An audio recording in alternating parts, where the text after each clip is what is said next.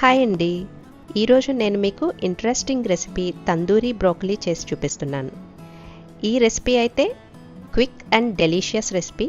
మీకు కూడా తప్పకుండా నచ్చుతుంది. ట్రై చేయండి. ముందుగా 300 to 500 గ్రామ్స్ బ్రోకలీని తీసుకొని చూపిస్తున్న విధంగా ఇలా మీడియం పీసెస్లా కట్ చేసుకొని వాటర్లో వేసి 50% వరకు బాయిల్ చేసి ఒక బౌల్లోకి తీసుకొని పక్కన ఉంచుకోండి.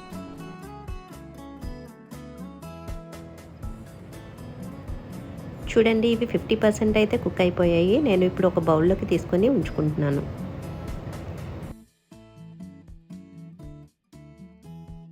ఇప్పుడు ఒక బౌల్లోకి 3 spoons yogurt, half tablespoon white pepper, half tablespoon black pepper,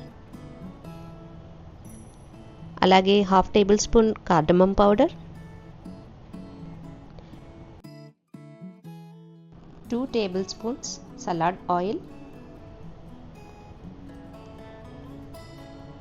2 tablespoons fresh cream, 3 tablespoons kaju and cheese paste,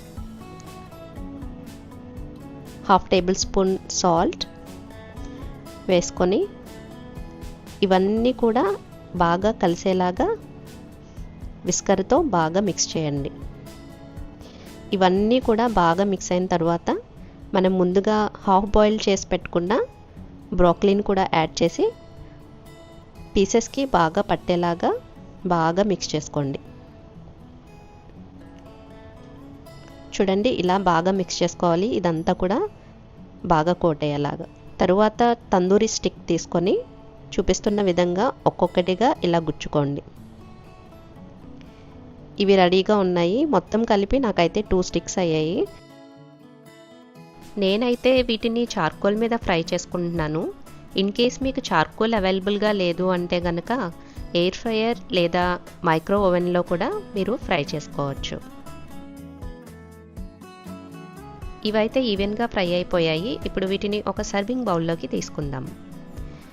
ఇప్పుడు 2 spoons fresh cream and 2 spoons చీజ్ని మెల్ట్ చేసుకొని వీటి పైన వేసుకొని అన్నీ ఒకసారి బాగా మిక్స్ చేసుకుంటే ఎంతో టేస్టీగా ఉండే తందూరి బ్రోకలీ రెడీ.